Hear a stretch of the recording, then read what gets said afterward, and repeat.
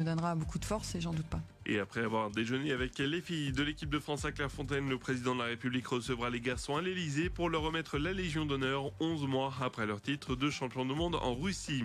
Et puis le basket, la suite des demi-finales de Jeep Elite. Monaco mène 2-0 contre Dijon après sa victoire 84-75. Ce soir, dans l'autre demi-finale, l'Asvel, tombeur de Nanterre dimanche, reçoit à nouveau les Franciliens. Voilà pour l'essentiel de l'actu sport. Excellente journée à vous. L'invité du jour. Il est 7h45, l'été arrive et avec l'été, eh bien l'arrivée des manifestations organisées par l'Office de tourisme de la Vallée du Cœur de France et nous avons ce matin à notre micro deux de ses représentants. Charlotte Avignon, bonjour. Bonjour. Responsable chargé de relations du moins avec les prestataires avec l'Office de tourisme et puis Jérôme Goutaudier, bonjour. Bonjour. Merci également d'être avec nous, chargé de projet e-tourisme à l'Office de tourisme Vallée du Cœur de France. C'est le nouveau nom d'ailleurs, ça y est, on commence à s'habituer. Oui, depuis le 1er janvier 2018, donc ça regroupe la forêt de Troncé, le Val de Cher et le pays de Montluçon jusqu'au Combrailles en fait. Ça suit vraiment le long du Cher. Ouais, et c'est un petit peu tout ce qui va dicter le programme d'animation puisque les animations elles se déroulent du nord en passant par Montluçon jusqu'au Combrailles. C'est comme ça que le territoire est désormais défini. Je vois que ça rentre quand même, Vallée du Cœur de France, ça commence à bien rentrer. Finalement, on a oublié un petit peu Office de tourisme de Montluçon avec plein d'animations à venir et la première, ça fait des années que vous venez la présenter à ce micro, donc vous êtes habitués. Ce sont les coulisses des métiers. Ça y est, le coup d'envoi a été donné. Je crois que la première visite était samedi à Sérilly et il y en a une aujourd'hui à Cône d'Allier. On peut rappeler un peu le principe de ces coulisses des métiers pour les gens qui n'étaient pas là les années précédentes. Oui, donc ce sont des visites guidées gratuites, mais sur réservation auprès de l'Office de tourisme parce que les places sont limitées en fonction de la capacité d'accueil de chaque structure. Et ça permet en fait de voir vraiment l'envers du décor des structures, des entreprises du pays de Montluçon, au sens assez large. Ça peut être l'atelier d'artisanat d'art jusqu'à la structure dédiée aux loisirs, divertissements comme des théâtres par exemple, des usines vraiment proprement dites. Donc par exemple la visite de cet après-midi à Laguel, à Cône d'Allier. Donc voilà, c'est vraiment très très varié au niveau des structures et puis tous les ans on essaye de proposer bien sûr des nouveautés en plus des structures qui marchent historiquement, on va dire.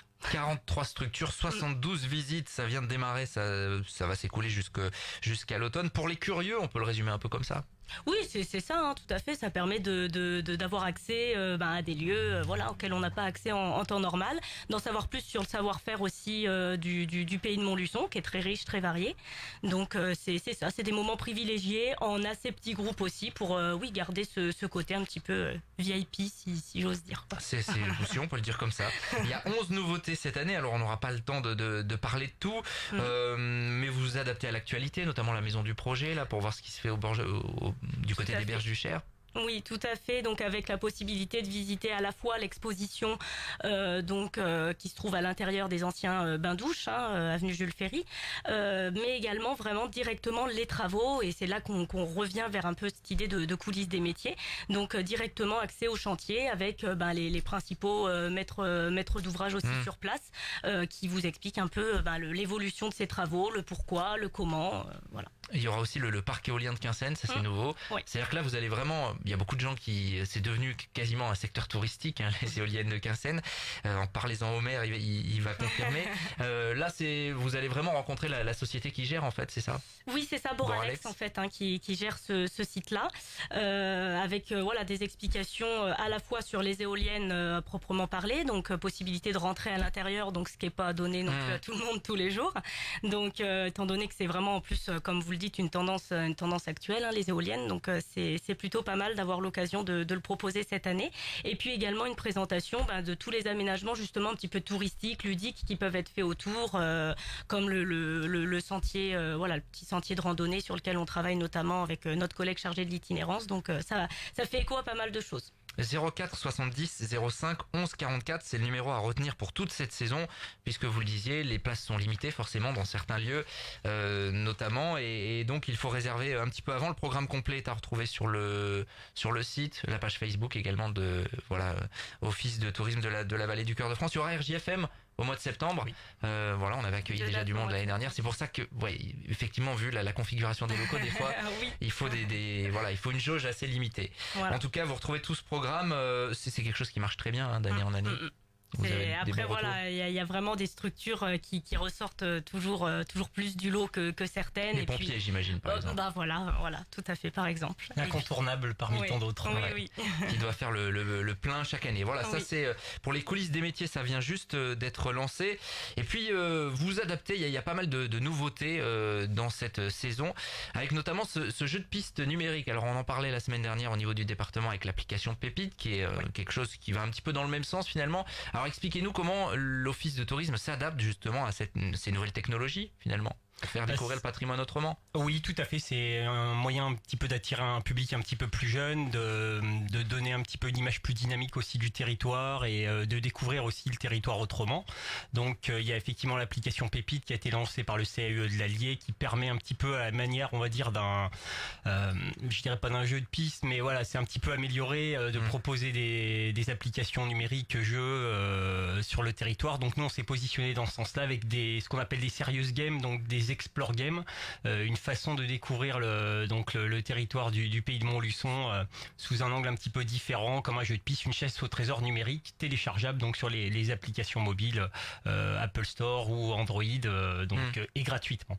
Donc il y a vraiment une aventure à proprement parler à découvrir. Alors ça, l'appli qu'il faut télécharger, c'est quoi le nom? Ça s'appelle donc l'Ordre de l'Écu d'Or. Il y aura donc 2 applications dédiées, donc une sur la ville de Montluçon, sur la cité médiévale, qui sera lancée le 29 juin, et la toute première qui sera inaugurée donc en forêt de Troncé le 22 juin prochain. Donc voilà, découvrir un petit peu la forêt avec des choses un petit peu énigmatiques, en prenant en considération également le patrimoine naturel, en lien aussi notamment avec l'Office national des forêts qui nous a aussi aidé à ce sujet-là. Voilà. Alors c'est des visites vraiment familiales, accessibles à tous, mais un petit peu ludiques finalement. Oui, tout à fait. On va dire 7 à 77 ans. Donc vraiment, ils seront guidés dans le cadre de cette application. Il y aura différents petits points d'arrêt, comme on pouvait l'avoir auparavant avec les aventures magiques que les gens ont connues. C'est un petit peu le même système, sauf que ce sera d'un point de vue numérique. Il suffira d'avoir un smartphone. Et contrairement à auparavant, c'est vrai que ce jeu sera entièrement gratuit. Donc c'est vraiment se mettre en immersion et voilà, ça peut se jouer en toute tranquillité, en famille. Et voilà, les gens qui auront l'occasion de découvrir la forêt de Troncé pourront ensuite se replonger dans le jeu de Montluçon à partir du 29 juin. Faites un peu de place dans votre espace de stockage sur vos smartphones, parce qu'il faudra de la place pour ces applis. L'Ordre de l'Écu d'Or, donc lancement 22 juin à Saint-Bonnet-Troncé, puis 29 juin à Montluçon. Dans le programme, il y a aussi les visites guidées, assez classiques, mais vous avez intégré des nouveaux formats de visites finalement. Alors soit en fonction de l'heure de la journée avec des randos un petit peu plus nocturnes, enfin des découvertes un peu plus nocturnes. Expliquez-nous un petit peu parmi les nouveautés là. Effectivement, on propose pas mal de choses aussi en nocturne, voire semi-nocturne pour la saison. Donc on va proposer notamment des balades comptées. On l'avait déjà fait l'an dernier, mais on va le refaire donc sur des lieux différents. Donc pour découvrir encore une fois le patrimoine, notre patrimoine de manière différente et un peu plus ludique aussi, vraiment pour un public familial. Donc toujours avec le conteur professionnel Arnaud Redon qui n'a pas son pareil pour vous emmener dans son univers avec ses histoires pleines d'humour et aussi pleines de morale. Donc ça fait de mal à personne. Donc il y aura 2 dates. Une le 23 juillet à la Vaux-Sainte-Anne, donc ça sera à l'espace de la Charité, donc très beau monument. Ouais. Et puis le vendredi 16 août, donc à Nassigny, ça sera vraiment dans le bourg de Nassigny, pour le coup là en extérieur. Donc rendez-vous devant l'église, pour cette balade. Et on aura aussi des balades musicales. Donc là par contre c'est une nouveauté, on l'avait encore jamais fait. Donc là ça sera les Gados Bourbonnais, donc le groupe folklorique de Saint-Victor, qui nous permettra de nous promener au son de leur instrument de musique. Et donc là ça sera à Marcilly-en-Combrailles le 26 juillet et à Hérisson le 13 août. Il y a plein d'autres choses, il y a des randonnées semi-nocturnes notamment, alors je vous invite à rester à l'écoute d'RJFM évidemment puisqu'on annoncera ça au fur et à mesure, on ira en reportage. Je voulais juste, il nous reste 30 secondes pour évoquer la vie la nuit, ça c'est une sortie prévue le 30 juillet. Alors là c'est pour ceux qui ont pas peur des bruits de la nature, parce que là vous allez être en immersion. Oui c'est ça, alors accompagné toujours, bien donc bien accompagné. Ça fait pas peur non plus. Mais effectivement, à 20h30, une petite projection d'un diaporama, d'une présentation sur ce thème-là, et ensuite vraiment la visite, la balade en forêt de Troncé avec tous les bruits provenant du peuple de la nuit, effectivement. Vous ne pourrez pas dire que vous n'avez rien à faire dans les prochains mois à Montluçon avec ce programme de l'Office de tourisme de la Vallée du Cœur de France. Il y aura plein de choses, avec notamment la Marcy Moustache. On vous présentera ça. Ça sera le dimanche 10 novembre au profit du mouvement Movember, finalement, contre les cancers masculins. Et puis il y a cette expo aussi autour du Tour de France, autour du maillot jaune au Vieux Château à partir du 6 juillet. Merci à tous les deux. Merci. D'être venus. On retrouve toutes les infos sur le site de l'Office de tourisme de la Vallée du Cœur de France. Le nouveau est en préparation. Oui, il sera prévu normalement pour la mi-juillet. Puis sur la petite plaquette, on aura le programme des animations que l'on peut télécharger sur notre site et qui peut se retrouver au format papier dès maintenant dans toutes les bonnes boutiques, dont RJFM. Exactement, ça y est, il doit y en avoir à l'accueil. Merci à vous deux d'être passés à notre micro, il est 7h55. Merci. L'invité du jour.